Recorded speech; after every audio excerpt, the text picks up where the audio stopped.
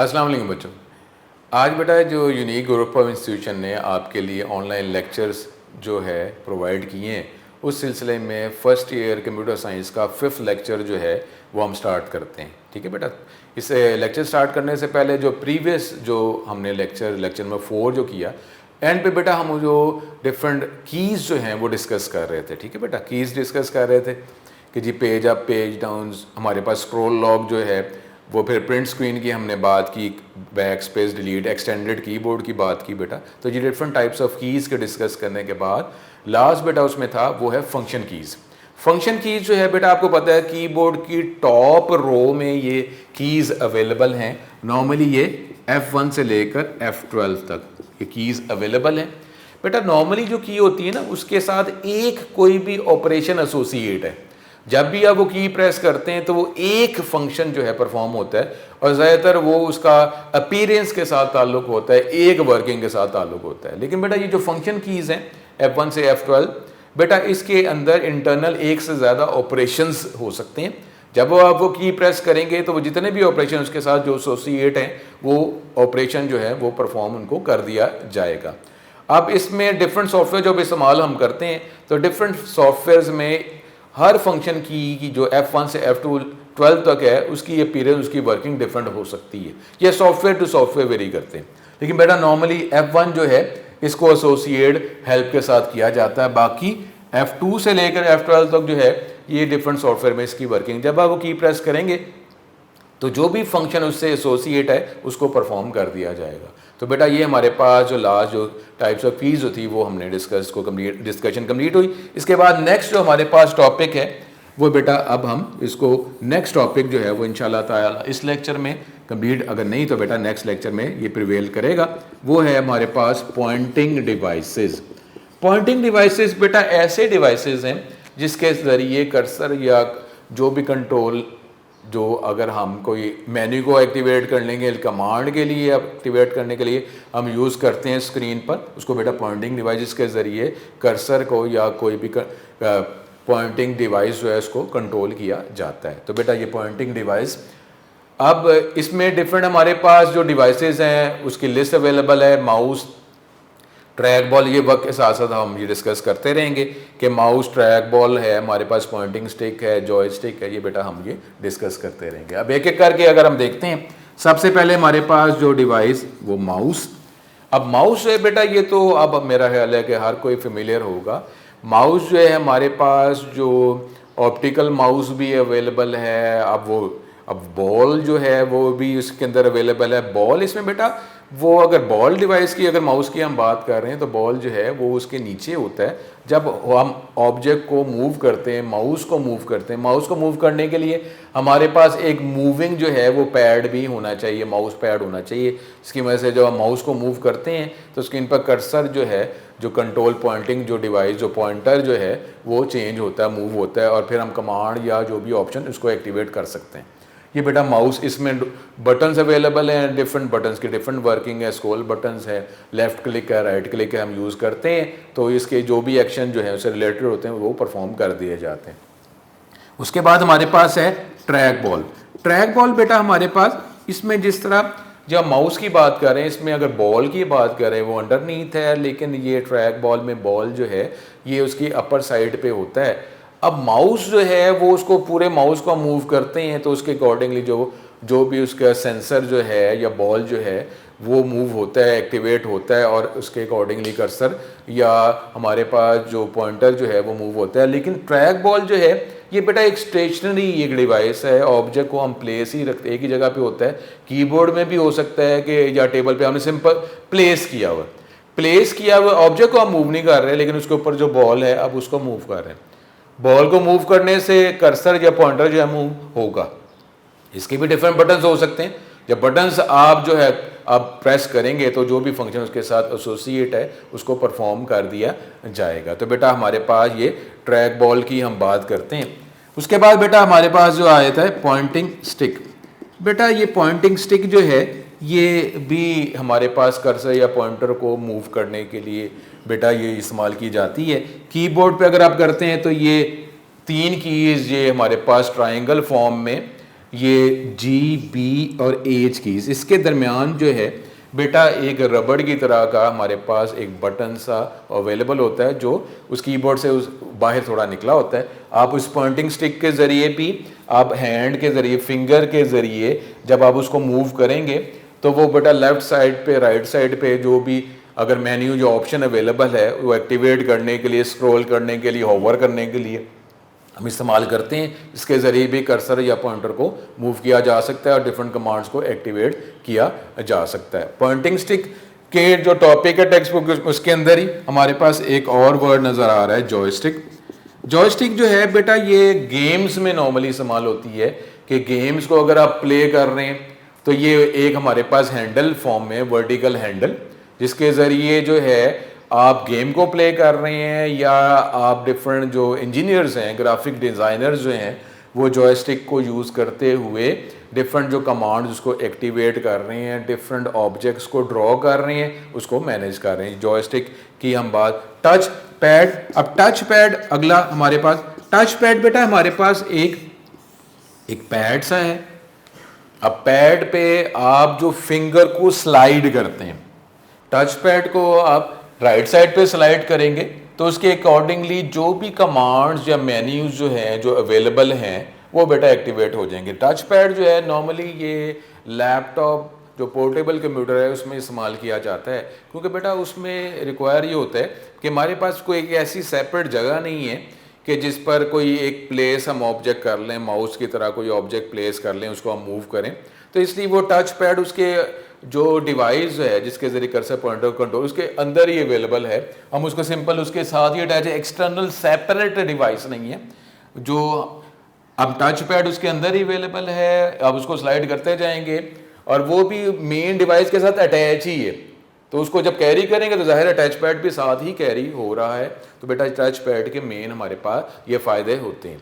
उसके बाद बेटा नेक्स्ट जो हमारे पास पॉइंटिंग डिवाइस है वो बिल्कुल इसी तरह है। अब टच पैड तो हमारे पास एक फ्लैट रेक्टेंगुलर पैड है, लेकिन अब टच स्क्रीन की बात करेंगे तो अब वो जो पैड जो था, जो फिजिकली एक हमारे पास एक ऑब्जेक्ट, लेकिन अब एक स्क्रीन आ गई, बिल्कुल उस तरह ही है। आप टच पैड को जिस तरह मूव करते हैं, फिंगर को आप स्लाइड करते हैं, इसी तरीके से आप जो स्क्रीन जो है डेफिनेटली उसके पीछे बेटा सेंसर्स अटैच हैं, सेंसिटाइज उसको किया जाता है, एनालॉग का डिजिटल फॉर्म में कन्वर्ट किया जाता है। अब आप स्क्रीन को जब टच करते हैं तो डेफिनेटली बेटा उसके बैकग्राउंड में भी ग्रिड्स हैं। अब वो जो ऑब्जेक्ट है वो सॉफ्टवेयर के ज़रिए उसको वो आइडेंटिफाई कर लेता है कि आप स्क्रीन के किस कोऑर्डिनेट को टच कर रहे हैं। स्क्रीन के कोऑर्डिनेट को जब आप टच करते हैं, स्क्रीन के कोऑर्डिनेट को जब आप टच करेंगे तो बेटा उस स्क्रीन के ऊपर एक तो उसके स्क्रीन के कोऑर्डिनेट्स हैं और दूसरा स्क्रीन के ऊपर different graphical buttons, graphical object भी आपको नजर आ रहे हैं। आपके लिए वो बैकग्राउंड में जो कोऑर्डिनेट्स हैं वो आप एक्स वाई एक्सिस तो कैलकुलेट नहीं कर रहे, लेकिन जब आप कोई फिंगर कहीं प्लेस करेंगे तो इंटरनली वो सॉफ्टवेयर जो है वो आइडेंटिफाई कर लेगा कि कौन से कोऑर्डिनेट एक्स वाई पे उसको टच किया गया, वो ऑटोमेटिकली आइडेंटिफाई कर लेता है। हमारे लिए तो वहां पे ग्राफिकल ऑब्जेक्ट है, हम ऑब्जेक्ट को टच कर रहे हैं, लेकिन बैकग्राउंड में सॉफ्टवेयर उसके कोऑर्डिनेट्स कैलकुलेट कर रहा है और इंटरनल उसको पता है कि इस कोऑर्डिनेट पे अगर टच किया गया है तो फिर आगे स्क्रीन पे आगे क्या नजर आना है, क्या उसको दिखाना है, क्या उसको वापस आउटपुट के तौर पर दिखाना है। ये बेटा इंटरनली सारी कैलकुलेशन उसके अंदर अवेलेबल है। हमारे लिए आम यूजर के लिए कोऑर्डिनेट्स नहीं बल्कि स्क्रीन पर जो ऑब्जेक्ट हम उसको टच करेंगे और अकॉर्डिंगली जो है उसका रिस्पॉन्स, रिप्लाई हमें मिल जाता है। जी बेटा हमारे पास ये उधर भी है कि ये वो एनवायरनमेंट उधर भी इस्तेमाल होता है जहाँ पे हमें कीबोर्ड से टाइपिंग करने की ज़रूरत नहीं है। टाइपिंग करेंगे तो जाहिर टाइपिंग करने में टाइम ज़्यादा रिक्वायर होगा। स्क्रीन पर ही डिफरेंट ऑब्जेक्ट बने हुए, कोई भी आप कर लें, कोई चेन है, कोई फूड चेन है, डिफरेंट जो भी चेन्स हैं, जो भी हमारे पास इंस्टीट्यूट है, कोई ऑर्गेनाइजेशन है, बजाय इसके वो टाइप करे कि हाथ में हो सकता है ग्लव्स पहने हैं उसने, अब वो हैंड जो है फ्री उस तरह टाइपिंग के लिए उस तरह अवेलेबल नहीं है, तो वो स्क्रीन पर आप किसी ऑब्जेक्ट को टच कर देंगे, ऑर्डर प्लेस करना है, ऑर्डर रिक्वायर करना है तो हम यूज़ कर लेंगे, ऑटोमेटिकली वो कैलकुलेशन होती जाएगी। तो बेटा हमारे पास ये टच स्क्रीन, इसके बाद टच स्क्रीन के बाद हमारे पास और जो डिवाइस आ रहे हैं वो है लाइट पेन। लाइट पेन जो है बेटा ये पेन की तरह स्पेशल डिवाइस पेन की तरह ही है। उसमें एक वर्ड जो इस्तेमाल किया गया है वो स्टाइलस का वर्ड इस्तेमाल किया गया है इस टॉपिक के अंदर। ये भी पेन की तरह का ही डिवाइस है। अब वो पेन जो है वो आप फ्लैट बोर्ड पे आप पेन को मूव करेंगे, आप उधर लिखेंगे तो उसका इफेक्ट आपको स्क्रीन पर नजर आ रहा होगा। अब आप उसमें कोई टेक्स्ट आप लिख दें, हैंड रिटन फॉर्म में लिख दें, या आप कोई ऑब्जेक्ट जो ड्रॉ कर लें, आपने शेडिंग कर ली है आप शेडिंग कर लें, किसी आपने ऑप्शन को क्लिक करना है वो आप क्लिक कर लें, तो बेटा ये नॉर्मली, वैसे तो ये नॉर्मली ग्राफिकल डिज़ाइनर जो हैं, ग्राफिकल इलस्ट्रेटर्स जो हैं वो नॉर्मली ये इस्तेमाल करते हैं। अब ज़ाहिर इस तरह तो ये लॉजिकल इस तरह नहीं बनेगा कि आप लाइट पेन के ज़रिए अब आप टाइपिंग करते जा रहे हैं, आप लिखते जा रहे हैं, थोड़ा तो लिखना ठीक है। अदरवाइज टाइपिंग करने के लिए कई दफ़ा टाइपिंग अगर ज़्यादा रिक्वायर है तो उसके लिए तो बेटा फिर कीबोर्ड जो है वो ही फास्टेस्ट डिवाइस होता है। लेकिन फिर भी अगर आपने ग्राफिकली काम जिसमें ग्राफिक्स भी ज़्यादा इन्वॉल्व हैं तो उस सूरत में फिर लाइट पेन को यूज़ किया जाता है। ठीक है बेटा। इसके बाद हमारे पास जो अगला जो है वो है डिजिटाइजिंग ग्राफिक्स टैबलेट। ठीक है बेटा। अब टैबलेट बेटा, इसमें टैबलेट बेटा कहते हैं फ्लैट रेक्टेंगुलर बोर्ड। एक फ्लैट हमारे पास एक बोर्ड सा है, जिस तरह हम टच पैड की बात कर रहे हैं, एक बोर्ड है। लेकिन अब उसमें एक वर्ड और भी आ गया, डिजिटाइजिंग। डिजिटाइजिंग का मतलब होता है एनालॉग को डिजिटल फॉर्म में कन्वर्ट करना। अब ये भी बेटा कन्वर्ट भी कर रहा है और ग्राफिक्स है। इसका मतलब है इसका ताल्लुक ज़्यादातर ग्राफिकल ऑब्जेक्ट के साथ है कि अगर आप ग्राफिकल ऑब्जेक्ट डिज़ाइन करने हैं, ड्रॉ करने हैं, तो उसके लिए बेटा ये फ्लैट रेक्टेंगुलर बोर्ड इस्तेमाल होता है। इसके अंदर भी बेटा ये आगे मजीद दो टॉपिक, वही एक वो स्टाइलस की बात कर रहा है। स्टाइलस जो हमने बात की, जैसे अब लाइट पेन की हमने बात की थी, स्टाइलस जो है वो लाइट पेन एक स्पेशल पेन है जिसके ज़रिए आप पॉइंट कर सकते हैं। शेडिंग करनी, आप शेडिंग भी कर लें, डेफिनेटली डिफरेंट टूल्स अवेलेबल हैं। सॉफ्टवेयर कहा जैसा माइक्रोसॉफ्ट पेंट की, उससे ज़्यादा पावरफुल है।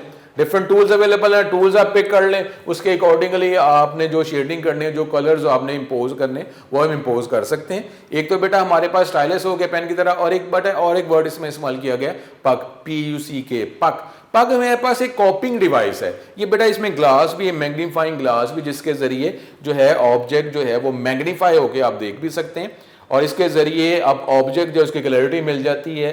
आप ऑब्जेक्ट आपने प्लेस किया और उसकी जो इमेज जो है आपको स्क्रीन पर नज़र आया था, उसके बाद डिफरेंट ग्राफिकल टूल्स की मदद से आप ग्राफिक्स को एडिट कर सकते हैं। पग जो है ये कॉपी करने का डिवाइस है कि वो जो ऑब्जेक्ट है, जो ग्राफिकल ऑब्जेक्ट है, उसको इसका कोई एक स्पेसिफिक पोर्शन जो है वो आप उसको कॉपी कर लें, मूव कर लें, उसके बाद उसका एंगल आप चेंज कर लें। डेफिनेटली ये एनिमेशंस में भी फर्दर इस्तेमाल हो सकता है, क्योंकि डिफरेंट उसमें आप जो ऑब्जेक्ट्स ये क्रिएट करते हैं, बनाते हैं, उसके बाद उसमें आप एनिमेशन जो है, मूवमेंट जो है, ऑडियो वीडियो वो इम्पोज कर लेते हैं, अप्लाई कर लेते हैं। तो इसके लिए बेटा पहले डेफिनेटली ये ऑब्जेक्ट्स ड्रॉ किए जाते हैं, बनाए जाते हैं, उसके लिए बेटा ये डिजिटाइजिंग ग्राफिक टैबलेट इस्तेमाल किया जाता है। ठीक है बेटा। अब ये इसमें पॉइंटिंग डिवाइस में लास्ट जो हमारे पास टॉपिक है बेटा, देखें जिस तरीके से अभी हम ये ऑनलाइन क्लास ले रहे हैं, ऑनलाइन क्लास जो है वो हम कंडक्ट कर रहे हैं, लेकिन ऑनलाइन क्लास में बेटा ऐसे है कि ये टीचर अवेलेबल है, ये यहाँ पे हम वाइट बोर्ड है कि हम यूज कर रहे हैं। अब ये वाइट बोर्ड तो यही है जो वाइट बोर्ड आपको नजर आ रहा है, लेकिन बेटा हमारे पास अगर ऐसा एनवायरनमेंट हो, ये बेटा लास्ट टॉपिक जो है ये हम पेन बेस्ड सिस्टम की बात कर रहे हैं, पेन बेस्ड सिस्टम। अब बेटा ये हमारे पास ये एक वर्चुअल क्लासेस, लेकिन वर्चुअल क्लासेस में हमारे पास जो है कि आप एक तो मेन, ये तो बेटा ये वाइट बोर्ड है ना जिसमें मैं मार्कर यूज कर रहा हूं, लेकिन हमारे पास एक electronic white board. Electronic white board का मतलब क्या हुआ, क्योंकि बेटा अभी हमने ये डिजिटाइजिंग ग्राफिक टैबलेट की बात की है, लाइट पेन की बात की है, तो बेटा ये जो अभी जो क्लास चल रही है उसमें प्रॉब्लम ये होता है कि जब टीचर जो है लेक्चर जो दे रहा है, तो अगर लेक्चर देते हुए अगर वाइट बोर्ड पे कुछ लिख रहा है तो स्टूडेंट जो सामने बैठे हुए हैं वो हो सकता है कुछ स्टूडेंट को वो वाइट बोर्ड नजर आ रहा है, किसको नहीं नजर आ रहा। अब या तो टीचर जाहिर है एक लिमिट तक ही है कि लेफ्ट राइट मूव कर सकता है, अदरवाइज जाहिर है कि उसकी हैंड की भी, उसकी बॉडी की भी एक डिस्टेंस है, उससे ज्यादा मूव नहीं कर सकता, तो उसको कई दफा मजबूरन उस टॉपिक के सामने आता है, आना पड़ता है। जब आता है तो उसके सामने जो स्टूडेंट बैठे होते हैं वो उसको वो ऑब्जेक्ट जो है वो जो भी टॉपिक है वो नजर नहीं आ रहा होता, तो इसलिए टीचर करते तो रहते हैं, लेकिन बड़ा फिर प्रॉब्लम कुछ आ जाता है। लेकिन उसकी बजाय अगर ऐसा हो, मैं पेन बेस्ड सिस्टम की बात कर रहा हूं कि हमारे पास एक इलेक्ट्रॉनिक वाइट बोर्ड है, मैं वाइट बोर्ड के सामने आ ही नहीं रहा, ये हमारे पास एक स्क्रीन है। अब स्क्रीन मेरे पास एक डिजिटाइजिंग ग्राफिक टैबलेट अवेलेबल है, अगर हो सकता है छोटा सा मेरे पास कीबोर्ड भी अवेलेबल हो जिसमें बटन्स भी अवेलेबल है। मैं यहाँ अभी साइड पे खड़ा होकर मैं टाइपिंग करूंगा तो ये जो वाइट, अब ये वाला इलेक्ट्रॉनिक व्हाइट बोर्ड है, यानी हमारे पास ये ग्राफिक्स ये सॉफ्टवेयर के जरिए हार्डवेयर के जरिए कनेक्ट है। जो मैं यहाँ पे अगर टाइपिंग कर रहा हूँ किसी कीज की मदद से तो वो वहां नजर आ रहा है। उसके अलावा अगर मैंने कुछ ड्रॉ करना है, बजाय इसके कि मैं सामने आके ड्रॉ करूं, सामने आने से वो जो स्टूडेंट सामने बैठे उनको नजर नहीं आ रहा, मैं साइड पे ही खड़ा हुआ हूं और मेरे पास एक टैबलेट्स है, उस पर मैं पेन की मदद से अगर कुछ ड्रॉ करूंगा तो इलेक्ट्रॉनिक व्हाइट बोर्ड में नजर आ जाएगा। तो अब वो सामने आने वाला मसला खत्म हो जाएगा। और दूसरा इसमें इफेक्ट ये भी है कि जो आप जहां कंप्यूटर्स, जहां पे टेबल्स पे चेयर्स पे आप बैठे उसके सामने भी कंप्यूटर स्क्रीन हैं। आपको जरूरी नहीं कि यही आप मेन जो इलेक्ट्रॉनिक व्हाइट बोर्ड आप उसको देखें, आपके सामने टेबल पे जो स्क्रीन हैं, मॉनिटर स्क्रीन हैं, आप वहां देख लें। जो कुछ यहां नजर आ रहा है वो आपकी स्क्रीन पर भी नजर आ रहा है, बजाय इसके कि इतनी दूर, अगर जिसको जहरा आई साइड का थोड़ा है, ठीक है ये स्क्रीन बड़ी है लेकिन फिर भी उसको विजुअल थोड़ा सा अगर इफेक्ट हो रहा है तो वो कोशिश करता है आगे आगे बैठे। इसमें बेटा ऐसा कोई मसला नहीं है, आप पीछे ही बैठे तो आपकी जो स्क्रीन जो है, मॉनिटर स्क्रीन जो टेबल पे है वो वहां पे देख लें, वहां पे भी आपको इमेज नजर आ रहा है, यहाँ पे आपने देखना यहाँ पे नजर आ रहा है। डेफिनेटली रूम्स में स्पीकर्स तो अवेलेबल हैं। तो इसलिए बेटा हमारे पास पेन बेस्ड सिस्टम, एक हमारे पास एक वर्चुअल क्लास है, फ्यूचर क्लास। अब नॉर्मली यूनिवर्सिटीज जो है उनमें ये चीजें अप्लाई की भी जा रही हैं। अब वो जो बाकी रहा नोट्स, जो आप नोट्स लिखते हैं, अब जो नोट्स जो है टीचर जो यहाँ लिख रहा होता है वो ठीक है, अगर कोई ये तो टॉपिक हमारी डेफिनेशंस का था, लेकिन अगर हमने कंप्यूटर के वाले से अगर प्रोग्रामिंग की बात करेंगे तो प्रोग्राम उसमें जब लिखा जाता है, कोई डायग्राम्स बनानी होती हैं तो डायग्राम ठीक है नोट्स पे अवेलेबल है, टेक्स्ट बुक पे अवेलेबल है, लेकिन स्टूडेंट जो है वो नोट कर रहे होते हैं। अब वो जो नोट करना है आपने, उसमें भी आपको कंसंट्रेशन के 2 पॉइंट्स हो गए कि आपने वो जो नोट भी करना है, साथ जो टीचर अगर बोल रहा है तो उस पर भी तवज्जो करनी है। तो टीचर ठीक है कभी वो टाइम दे देता है कि ठीक है बेटा आप लिख लें, लेकिन अगर टाइम नहीं दे रहा तो फिर इसका मतलब क्या हुआ, वो भी उसको रिक्वायर है कि उनको टॉपिक कवर करना है। तो उसमें अब आपने लिखना भी है, साथ जो टीचर जो बोल रहा है उस पर आपने तवज्जो भी करनी है, लिखना भी है, टीचर जो बोल रहा है उस पर भी तवज्जो करनी है। तो बेटा ये पेन बेस्ड सिस्टम में क्या है कि जो भी हमारे पास लेक्चर्स हैं वो भी रिकॉर्डेड फॉर्म में स्टोर है, आपके लॉगिन्स में अवेलेबल हैं, आपको प्रोवाइड कर दिए जाएंगे। अब वो नोट्स भी आपके पास अवेलेबल हैं, टीचर उसी नोट्स पे ही आगे पीछे हो रहा है, नोट्स ही हमारे मेन है। इसका मतलब है जो पढ़ा रहा है, जो बोल रहा है वो नोट्स के फॉर्म में आपके लॉगिन में अवेलेबल भी है। और अब आपने क्लासरूम में आके क्या करना है कि इन केस, और कई दफा जब नोट्स अवेलेबल है ना तो कई दफा लेक्चर से एडवांस में उसको प्रिंट में ले लिया जाता है। जब स्टूडेंट क्लास में आते हैं तो उनके पास लेक्चर के जो नोट्स हैं उसके प्रिंट आउट्स उनके पास अवेलेबल होते हैं। अब वो जो प्रिंट आउट जो है वही लेक्चर है, वो प्रिंट आउट जो पेपर फॉर्म में है वो साथ करते जा रहे हैं, देखते जा रहे हैं, सुनते जा रहे हैं।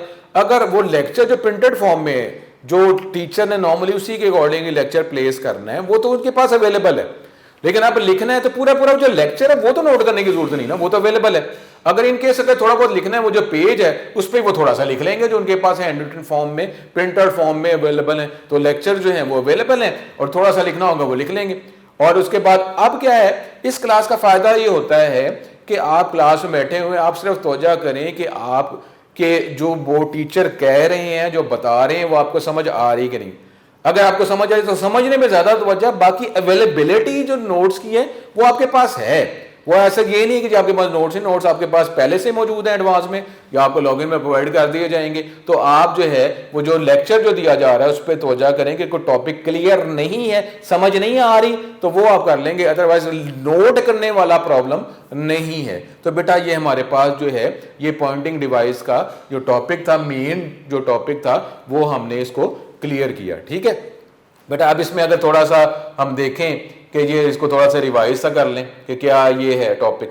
अब ये इसमें पॉइंटिंग डिवाइस में हमने जो लेक्चर जो स्टार्ट किया उसमें प्रीवियस लेक्चर का हमने वो जो कीज़ थी उसको थोड़ा सा हमने देखा, फंक्शन कीज़ की हमने बात की कि फंक्शन की जो है उससे अकॉर्डिंगली एक ही फंक्शन जो है ऑपरेशन स्टोर नहीं होता, एक से ज़्यादा ऑपरेशन स्टोर होते हैं। जब वो हम की प्रेस करते हैं तो जितने भी ऑपरेशन है परफॉर्म उनको कर दिया जाता है। F1 से लेकर F12 तक है, डिफरेंट सॉफ्टवेयर्स के वाले से इनकी डिफरेंट फंक्शनैलिटी है। नॉर्मली F1 जो है वो हेल्प के लिए एसोसिएट है, बाकी जो कीज़ हैं वो सॉफ्टवेयर टू सॉफ्टवेयर वेरी करती हैं। उसके बाद जो मेन टॉपिक था वो हमारे पास पॉइंटिंग डिवाइस। पॉइंटिंग डिवाइस क्या है बेटा, हमारे पास ऐसा डिवाइस कंपोनेंट जिसके ज़रिए कर्सर या पॉइंटर को स्क्रीन पर कंट्रोल किया जाता है, जिसके ज़रिए आप कोई मेन्यू जो है वो एक्टिवेट कर सकते हैं, कमांड एक्टिवेट कर सकते हैं। तो जो अब लिखना चाहें लिख लें, लेकिन बेटा इसका लिखने के साथ ताल्लुक नहीं है, आप सिलेक्ट ही नॉर्मली कर रहे होते हैं। माउस की हमने बात की कि माउस जो है हमारे पास एक ऐसा डिवाइस जो है जिसके अगर बॉल की बात कर लें वो अंडरनीथ है। जब होल ऑब्जेक्ट को आपको मूव करना पड़ता है, जब होल ऑब्जेक्ट को मूव करते हैं तो वो बेटा उसके जो बॉल जो है मूव करता है और अकॉर्डिंगली जो है वो जो फंक्शन जो उससे एसोसिएट है उसको परफॉर्म कर दिया जाता है। डिफरेंट बटन्स हैं। ट्रैक बॉल की हम बात की तो बेटा ट्रैक बॉल में एक स्टेशनरी डिवाइस की बात इसमें करनी है आपने कि स्टेशनरी डिवाइस है, आपको ऑब्जेक्ट को होल ऑब्जेक्ट को मूव नहीं करना पड़ता, ऑब्जेक्ट प्लेस ही है, सिर्फ उसके अपर साइड पे एक बॉल है, बॉल को मूव करेंगे विद फिंगर्स। ठीक है, नॉर्मली फिंगर की बात की जाती है। अब आप अब आप हैंड के साथ तो नॉर्मली नहीं, फिंगर्स के साथ या मूव करेंगे तो कर्सर या पॉइंटर मूव होगा। डिफरेंट बटन्स माउस के साथ भी अवेलेबल हैं, ट्रैक बॉल के साथ भी अवेलेबल हैं। वो जो बटन्स आप प्रेस करेंगे तो जो फंक्शन उसके जो एसोसिएट है वो फंक्शन को परफॉर्म कर दिया जाएगा। पॉइंटिंग स्टिक जो हमारे पास जो बिट कीबोर्ड जो है उसमें ये ट्रायंगल फॉर्म में कीज हैं बी, जी, बी और एच। इसके दरमियान जो है एक रबड़ की तरह का एक बटन है जो उसको हम मूव करेंगे, स्लाइड करेंगे लेफ्ट साइड पे या राइट साइड पे, या कर्सर या पॉइंटर मूव होगा, आपने क्लिक करना है तो उसको बटन पे क्लिक करेंगे तो वो ऑप्शन जो एक्टिवेट हो जाएगी, जो कमांड आपने एक्टिवेट करनी हो जाएगी। जॉयस्टिक जो है ये हमारे पास वर्टिकल हैंडल, जिस तरह गियर शिफ्ट लीवर है गाड़ी में, जो गियर को जिस तरह आप शिफ्ट करते हैं इस तरीके से मिनिएचर फॉर्म में हमारे पास गियर शिफ्ट लीवर की तरह का है। अब उसको हम आप मूव करेंगे तो कर्सर पॉइंटर मूव होगा।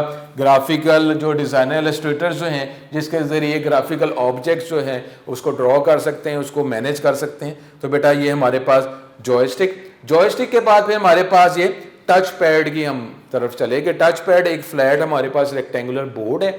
अब ये फ्लैट रेक्टेंगुलर बोर्ड है, इसकी जो सरफेस जो है वो डेफिनेटली इसमें सेंसिटाइज है, सेंसर अटैच है। जब आप उसको टच करते हैं वो आइडेंटिफाई कर लेता है कि टच पैड के कौन से कोऑर्डिनेट को टच किया गया है।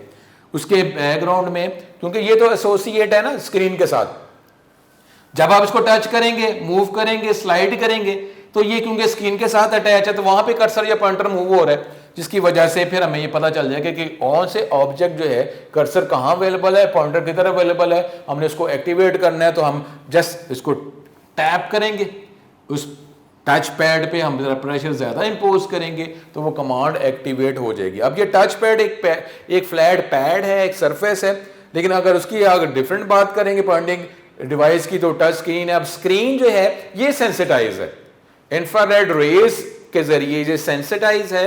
तो अब इसमें स्क्रीन पर भी हमें क्या नजर आ रहा है, ऑब्जेक्ट्स नजर आ रहे हैं, ग्राफिकल ऑब्जेक्ट्स, ग्राफिकल बटन्स नजर आ रहे हैं।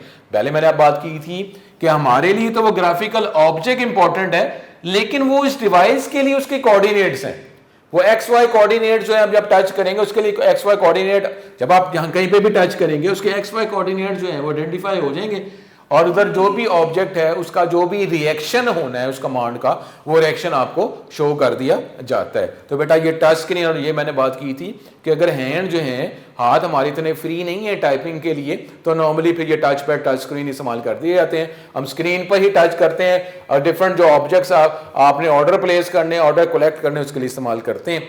लाइट पेन जो है हमारे पास ये स्पेशल पेन है। अब स्टाइलिस का वर्ड इसमें इस्तेमाल किया, स्पेशल पेन है।